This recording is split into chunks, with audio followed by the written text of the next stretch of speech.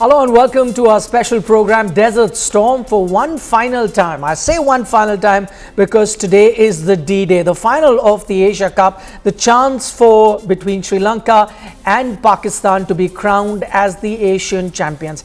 It is, after all, a match between blue and green. Many of you expected that, but the blue is slightly different. Many expected India to be that blue versus the green of Pakistan, but it's Sri Lanka that has come out to the final, all thanks to a winning streak. They're in fact on a 4-match winning streak at the moment. They will be up against a Pakistan team that would be hungry to take revenge for the loss that they had against the same Sri Lankan team a couple of days ago. Joining us on the program also former India cricketer in Pragyan Ojha. Before we tell you how the teams stack up, Pragyan, my first question to you, do you think just looking at how the tournament panned out, the two best teams have reached the final? I think it's as clear as that. Any team that performs consistently reaches the finals. And when you look at two teams which have played better teams and beaten them, and now they're going to play the finals, it shows that both the teams have played better cricket. That is the reason why they're in the finals. Two teams that have played some great cricket to have reached the final. We'll bring you the latest update from Dubai as far as the toss is concerned. The playing 11 expect Pakistan to make a few changes to the team that played Sri Lanka last time because it was an inconsequential game, so they rested a couple of their key players. But before we bring you the toss update, let's take a look at how the two teams stack up. Remember, they've played in the Asia Cup final before. This is the fourth time that Sri Lanka and Pakistan would be playing the finals of the Asia Cup. Sri Lanka hold the edge when it comes to all stat. They've won 2 out of the 3 finals that these two teams have played before, and overall also, if you take a look at the number of Asia Cup tournaments won, Sri Lanka stand at 5, whereas you've got Pakistan with 2 titles before this. As you heard it in that report, both teams would want to win the toss because we've seen it in Dubai. Winning the toss becomes very crucial. Every team that wins the toss decides to field first and thereby chasing a total that eventually helps them win the game. That's the sort of trend that we've seen throughout this Asia Cup. Even before this, on very rare occasions do you see team batting first and then winning the game. We'll bring you the latest update that's coming in from Dubai. The toss has already happened and the big news is that Pakistan have won the toss, and no surprises there what they've decided to do. As I was mentioning, teams that win the toss decide to field first. Chasing tends to be better in this tournament. We'll bring you the playing 11 as well as we go along. A few changes for Pakistan as you had expected because they had played a makeshift team that was an inconsequential game.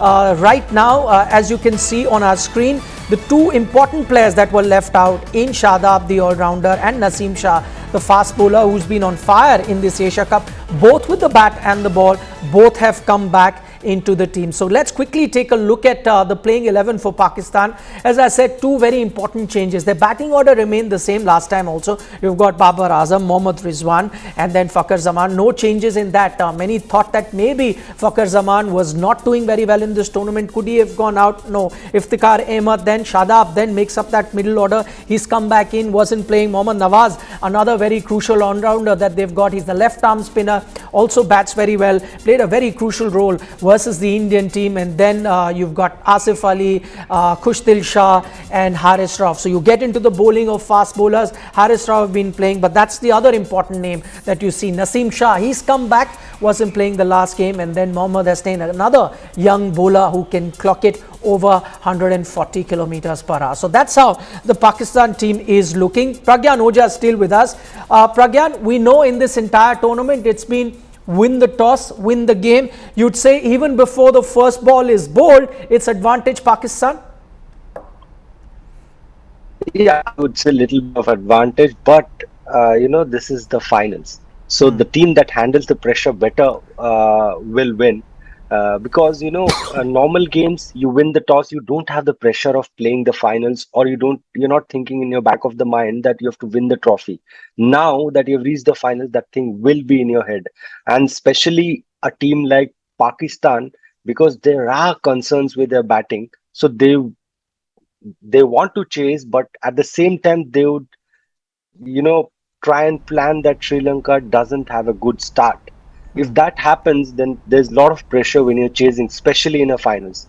So it is not easy, but little bit of advantage, as you know, we have been discussing that in Dubai, if you win the toss, Yeah. and that's where you get a little bit of advantage. Also, let's take a look at the Sri Lankan team as well.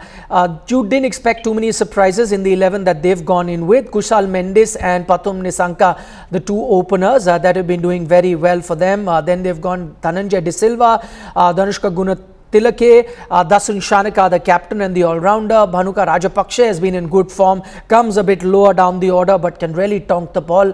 Chamika Karunaratne, another very fine all-rounder, an emerging all-rounder that they've got. But the man to watch out for, Wanendu Hasaranga, picked up 3 wickets in the last game. He's going to be very crucial. Also an all-rounder, even though predominantly he's a bowler. Mahesh Tikshana, the mystery spinner, he also picked up 2 wickets last time versus Pakistan.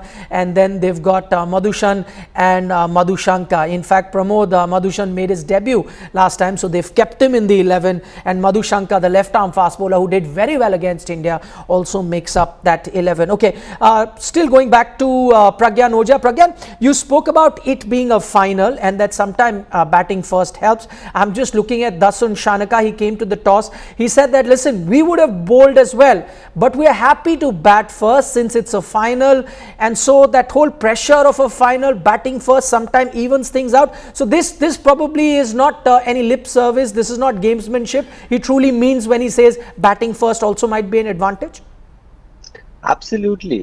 That means they have a very good clarity. They knew that toss is something which is not in their control, but Yeah. you know, a team which has been doing well, and if you see Sri Lanka, they have been consistent and they have chased down those big scores. And also, when they were batting first, they batted really well.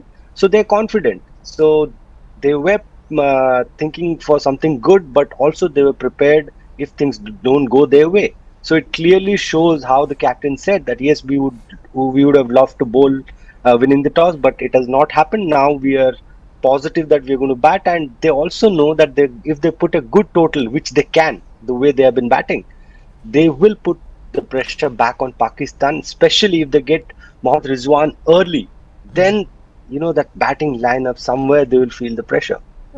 The last game these two teams played just a day ago, in that it was Sri Lanka that came out victorious, Pragyan. But I see 2 changes from that game that Pakistan have made. They left out 2 of their best performing players in this tournament. Shadab, Naseem, both were out. They've made a return. Does this give a different complexion to the Pakistani team? Yeah, obviously, those two guys have been doing well, especially Shadab. I personally feel is a great asset to the Pakistan team because he bowls well, gets you those quick runs. And when you talk about Naseem Shah, I think we have seen how well he bowled, and the attitude that he carries, especially when he got injured, still he was trying to bowl. So, he's a young boy trying to make a mark, and maybe Pakistan had the cushion of resting them, giving them some time off. And now that they are in the finals, they want their best team to play. So they'll give a fight. But I'm very confident that Sri Lanka will do well. If you look at the momentum, it's slightly with Sri Lanka because when they talk, when you listen to the captain, he looks very confident. That only comes when you know your team is right up there.